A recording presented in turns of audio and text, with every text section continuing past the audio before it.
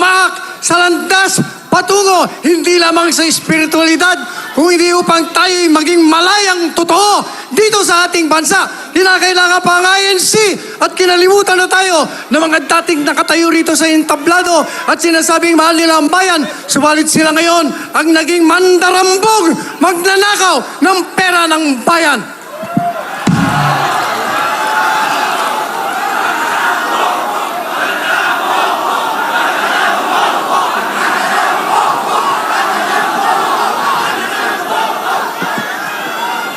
Mukhang hindi maintindihan ng mga nasa administrasyon.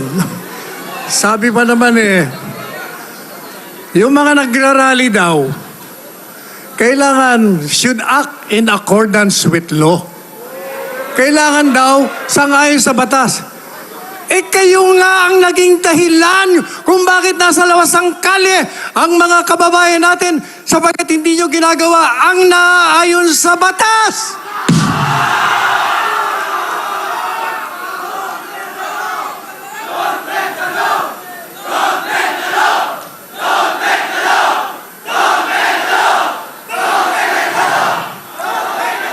Hindi nila naiintindihan. Sabi niya, bakit selective justice? Sus Maria Josep. Selective justice sapagkat ang inuusig niyo lamang ay ang mga kritiko ninyo, yung mga naglalabas ng korupsyon, siya ninyong pinakukulong. Kaya selective justice ang tawag doon. Bakit hindi nyo maintindihan? Napaka-tangier nyo naman.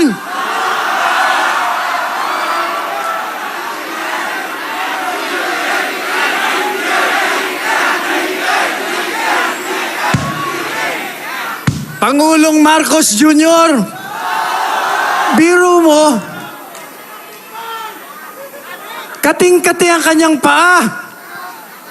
Hindi mapigilan na pumunta sa ibang bansa habang ang bayan natin ay naghihirap, habang ang mga nasa General Santos ay humingi ng ayuda, hindi mabigyan ng katugunan ng kanilang pangangailangan, habang ang mga kababayan natin ay salat sa yaman, salat sa edukasyon, sa lahat ng bagay, nandun siya nagliliwaliw sa Canada. Anong uring presidente ka?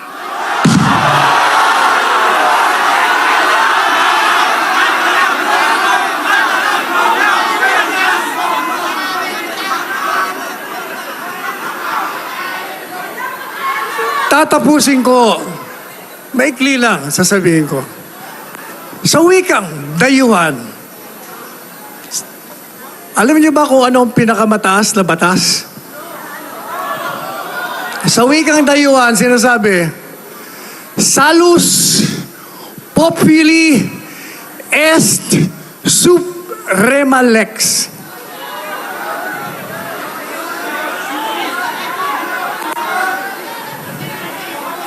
Ang sinasabi sa wikang Pilipino, ang kapakanan ng taong bayan ang pinakamataas na batas.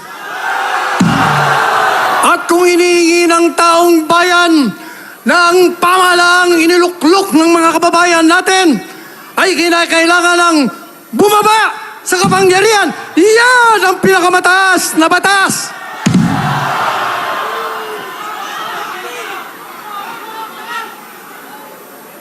Sila po ay inihalal natin.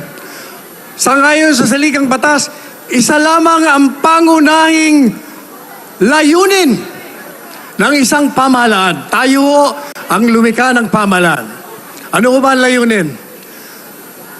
Sa ating konstitusyon, nakalagay doon, the primary purpose of the government is to serve and to protect the people. Ang pangunahing layunin ng isang pamahalaan ay pagsilbihan at bigyan ng proteksyon ang mga sambayanang Pilipino na lumikha sa pamahalaan. Tayo ba ay pinagsisilbihan nila? Tayo ba ay binibigyan ng proteksyon? Sila ba ay nagkakamkam ng kayamanan natin? Sila ba ay nagpapahirap sa taong bayan? Sila ba ay lumalawag sa batas? Hanggang ngayon hindi nila alam yon. Nalalasing sila sa kapangyarihan. Nagpapakasasa sila sa pawis ng mga kababayan natin. Nagliliwaliw. Alam po ninyo, sa aking pagtatapos, may naalala akong natutuhan ko sa UP College of Law. Alam niyo kung ano? Sa wikang dayuhan ang sabi ganito, "For whom the gods wish to destroy, they first make mad." Ang mga tao, ang mga politiko, ang mga nasa kapangyarihan na gusto ng mga Diyos ng tadhana ay ibaon at ilibing sa lupa. Sila ay nilalasing muna sa kapangyarihan. Kaya, sapagkat sila'y nasa kalasingan ng kapangyarihan, ang mga Diyos ng tadhana ay ibabaon na sila.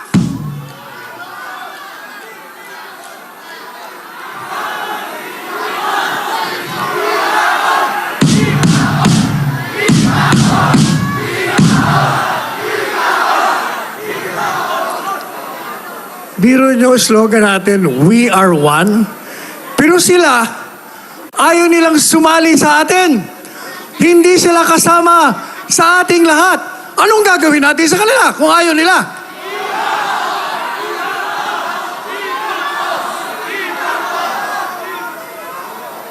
Kaya mga kababayan ko, marami pong salamat sa mga kapatiran ng Iglesia ni Cristo sapagkat itong kapatiran na ito ang nagpakita ng pagkakaisa. Yan ang panawagan nila mula sa pool. Magkaisa tayo. Hindi po pwede magkawatak-watak tayo. Subalit, pag ang mga nasa kapangyarihan inilagay natin sa kanilang mga posisyon, ay ayaw makipagkaisa, anong gagawin natin?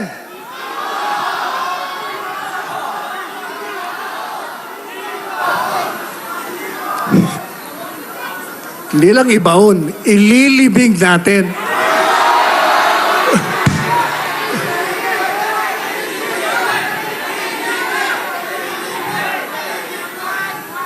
Kaya nananawagan po tayo sa mga nasa kapangyarihan ngayon. Akala nyo siguro ay mananatili kayo sa inyong mga kinaluluklukan.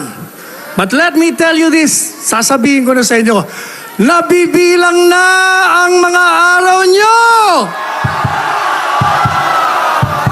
Nabibilang na ang mga araw ng pagnanakaw ninyo! Nabibilang na ang araw ng paglamag nyo sa batas! Darating ang panahon, yung ginagawa ninyo sa mga taong kritiko ninyo, ang mga pinakukulong nyo, kayo ang ipapasok sa bilangguan!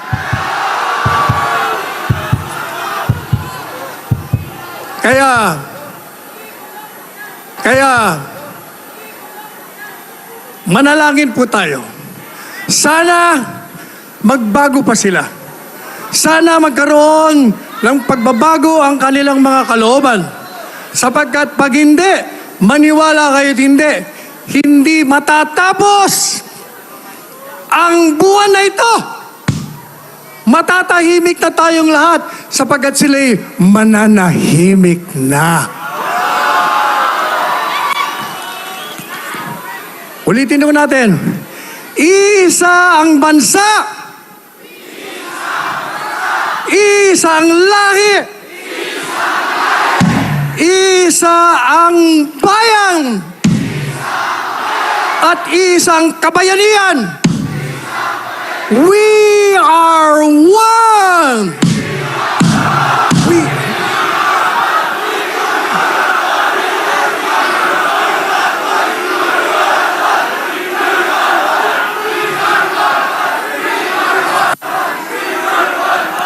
Bago ako umalis, ako makalimutan, kabuti ko pa pinapaabot ho ni Presidente Duterte ang kanyang mainit na pagmamahal sa kapatiran ng Iglesia ni Cristo at sa lahat ng mga kababayan na hanggang ngayon ay sumusuporta sa kanya. Maraming salamat, mga kababayan. We are one. Thank you.